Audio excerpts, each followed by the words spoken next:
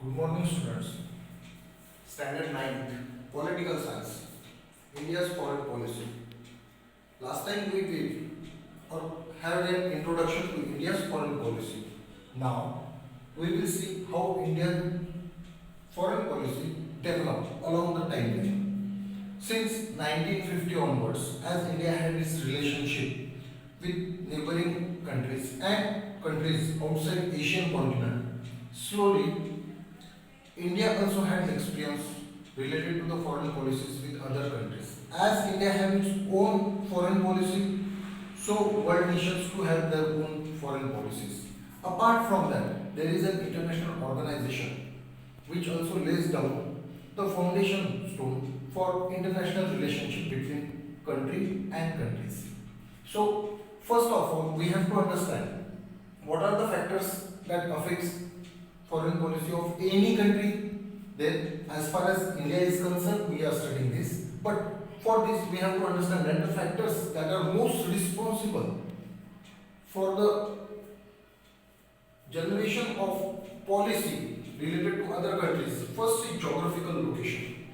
We know that India is in the Asian continent, to the south of Asia. India is a nation which is to the south of Asia, and apart from that, one of the biggest asset of India is Indian Peninsula is also known as Indian Ocean, or the area along the Indian Ocean is termed as Indian subcontinent. Now, this tells us that since past historical ages, India had its relationship, or India was a vast land and had its relationship with many other countries, particularly the islands adjoining the Indian Pacific Ocean. But while doing so, while understanding this, today politically many countries slowly gain independence and they are independent political geographical nations. So while dealing with them, we have to maintain our policy. But while doing so, the political system of that nation as well as of India plays a major role. For example, when it comes to the Southeast nations, there are many nations which have close trade links with India since ages. Indonesia, today's Philippines, the Fiji Island, that is towards the Australian continent, and some others, as we call it Indochina or Laos, Chagos, Vietnam. All these nations are towards the east. So we know that to the southwest and towards the northwest, the area that is particularly the Arabian countries also had trade links with India since ages, thousands of years back. So first, the location of the nation, that is the geographical location, plays a major role. Second, the climatic condition. The climate that is favorable for the development of the nation in older times, particularly because of the agricultural activities. As far as India known for cotton, spices, and some other, particularly silk, is a natural scenario.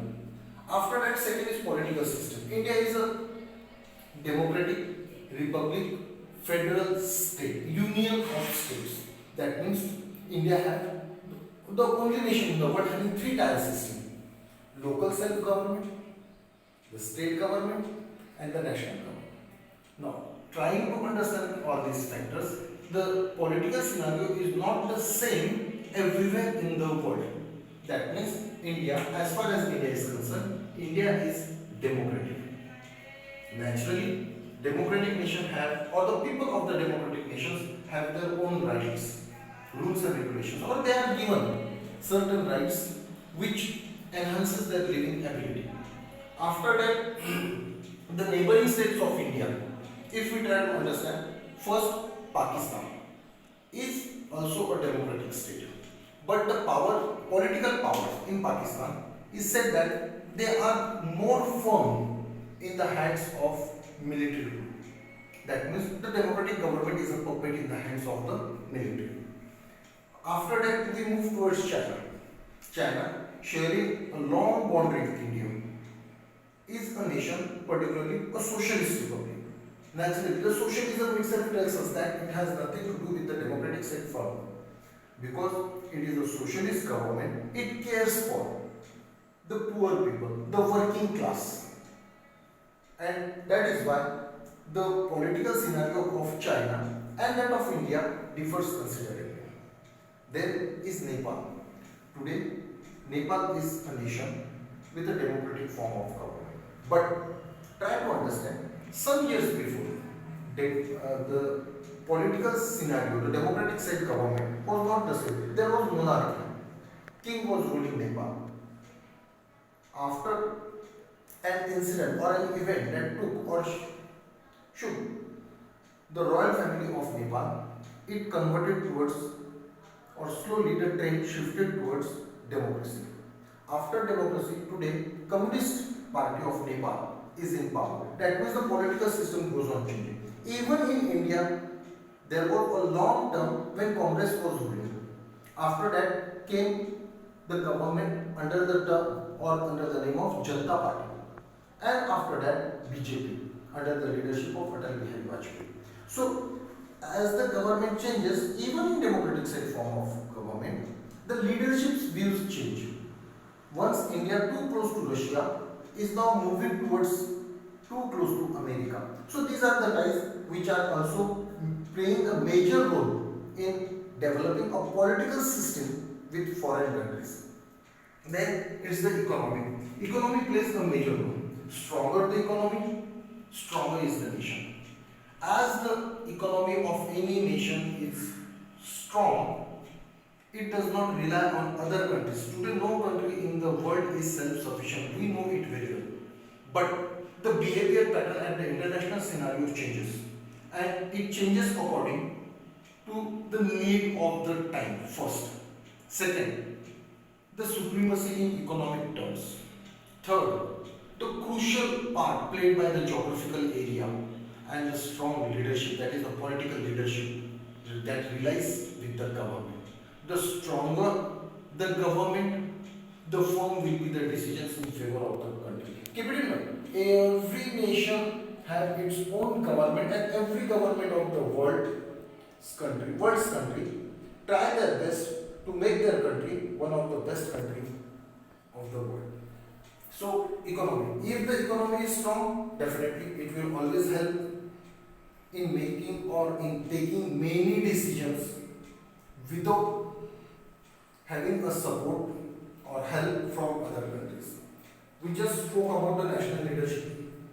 If the political system is very strong, if the political system is supported by the administrator, if the political system is non-corrupted, that means when we study about India, we can say that the legislature, executive and judiciary, if all of them along with plus means 1, 2, 3, and after that the Chief Election Commission office. Election Commission are always free and fair, then definitely that nation's leadership becomes very strong.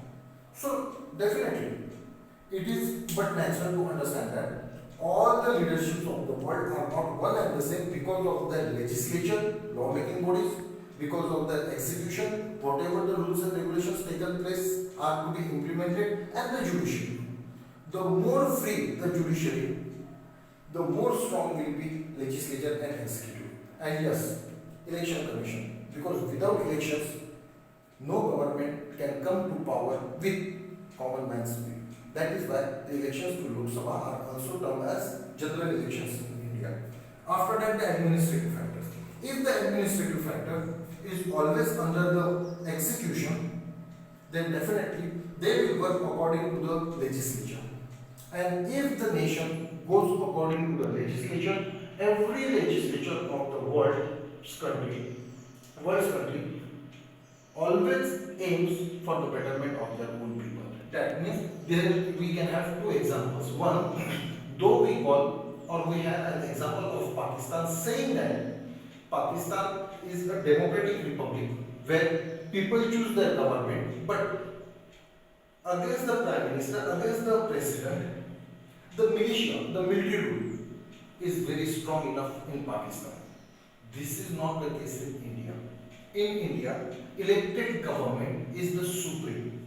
Naturally, that tells us the administrative factor of Pakistan relies on the decisions taken by the military rules. Whereas in India, it is with the execution that legislature works.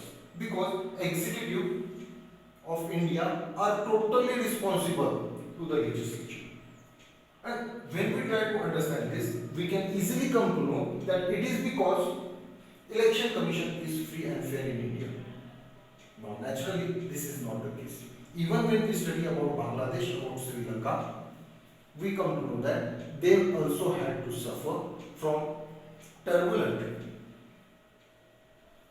time period that went on. For example, in Bangladesh, it was a military rule under the leadership of Irshad government for a long time. In Sri Lanka, there was a struggle between the LTTE, the Tamil Eelam, and the Sri Lankans, and the racial disturbances actually brought about a military rule in Sri Lanka for a long time. But since 1947, except 1975 to 77, that is emergency of India, India had only and only republic government, democratic government that was chosen by the common man of India. It is the great gift that Election Commission provided us. Having all these things, we come to know that some of the Indian factors that affects Indians foreign policy. One, Article 51 states the directive principles of the state policy. It tells us how India should behave with other countries of the world. Vasudhaiva Kutumbakam, a Sanskrit shloka of words, tells us that the whole of the world is a single place to live in, is a whole. So naturally, though the people differ in geographical sense, though the people differ in political sense, the people's ideology changes according to their economic, the views of the leadership or the administrative factors, though they are different everywhere on the world scenario, yet all people must live a life with good relations, brotherhood, fraternity, equality throughout the world. And this is what is the underlying theme of Article 51 for India's foreign policy. It also states that India must, while taking any decision at the global level, at the international level, India must promote international peace. Non-alignment movement of India is one such example that was responsible for promoting international peace during the Cold War period. When the world was divided into two parts, that is, one favoring America, USA, and another then USSR, today we call it Russia. The world was divided into two groups. Both the groups were promoting arms race in the name of defense, and while doing so, there was always a threat of war. India also suffered from wars up to 2000. But the great calamities that these wars brought also destroyed the supremacy of Russia. Suddenly, only America became a unipolar supreme country of the world. Now, here promotion of international peace through India's view plays a major role. Though India neither sided with Russia nor America, yet America, after becoming a supreme leader of the world, started coming too close to India because of market policy. Then second, maintaining just means justice. Maintaining justice and honorable relation among nations. Just now, as we spoke about the neighbor states of India, apart from China, all other states are smaller in terms. And with due respect, India always maintained its relation with all these countries, supporting them time and again in the disasters. May it be the floods or the cyclones that affects Bangladesh, India's hand in the name of help always is supporting Bangladeshis. When earthquake occurred in Nepal, India supported Nepal on large scale. When there was a crisis in Sri Lanka, India's peacekeeping force entered there, supporting Sri Lankan integrity. And Indian peacekeeping force fought against the Tamils, who were also too close to the India in terms of racial um, racial relationship. So Tamils and India, though are from the same side, yet India fought against them to save the supremacy, the sovereignty and integrity of Sri Lanka. This is how India is maintaining the just relationship among its nations. Also, to protect interest of Indian abroad. Many of the Indians, in the name of livelihood, to earn their daily bread and butter, because they are the skilled workers, because they are having higher educated personalities, these are the higher educated personalities, move abroad. They are scattered throughout the world. Today Indians are scattered throughout the world for their daily bread and butter livelihood. And there they are living peacefully. But sometimes, if any problem arises in any country, the Indian consulate, the ambassador of India working in that country, will always propagate India's stand in that nation. So to protect the interest of Indians abroad is one of the major role that Article 51 states or underlines. Also, we have to understand that the economic development of India along foreign relations. Now, this doing so, if we try to understand the foreign policy, we have to study foreign policy in two different ways. One, since 1947 to 1990. This is the first stage. And from 1990s till date is the second stage. Now, while going with this, we have to understand that India's economy was not strong enough. So, economic development of India along the foreign relations played a major role. In the beginning, as soon as India became independent, India suffered from one, partition of India that brought about crores of refugees to India. So naturally it was a burden. These people neither had a place to reside, nor food, nor shelter. So India accepted them, accepting the burden of these people. At the same time, India fought wars with Pakistan 3 times and China once. Apart from that, there is also a war term as Kargil. Though Kargil was not a full-fledged war yet. Apart from this, India also struggled with the terrorism, the northeast, the south, Punjab, and now Jammu and Kashmir. While doing so, when we have to understand the economic development of India along foreign relations, we come to know that the India's defense was exposed during the China war. China definitely is the powerful nation compared to India. Bigger in geographical size, larger area that it encompasses in Asia, strong enough in military, economic, and India was defeated. But it highlighted that India's defense is not strong enough. This is why India started promoting India's defense system. Now we call it the native, as we call it. So ISRO, DRDO, these are some of the institutes that were established. ISRO, DRDO. Apart from that, many other, for example, Hindustan Aeronautical Limited for the airships. These were the companies that were set up by the government. And through this, slowly India started entering into the defense system.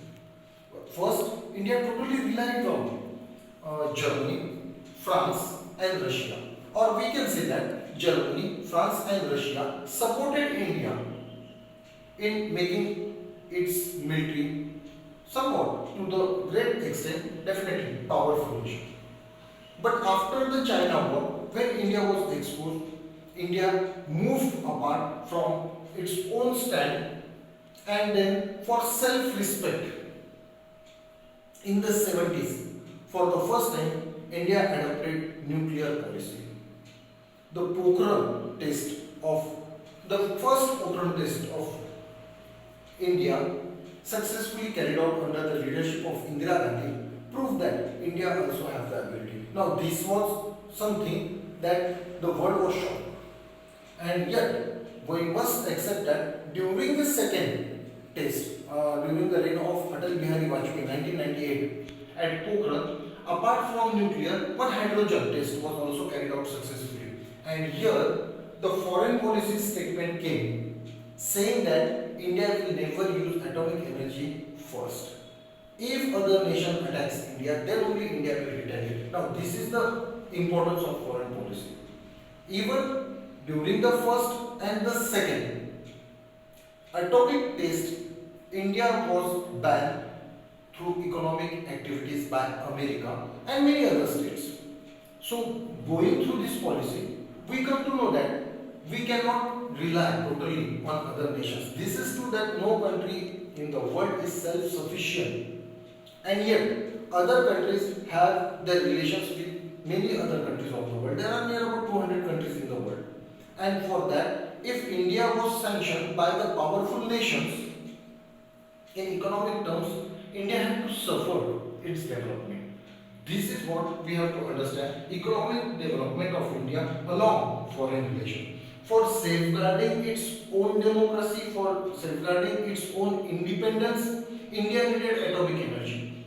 But having atomic energy with India did not satisfy many of the international powers, including America, China, and they levied an economic sanctions which disturbed India's developmental progress.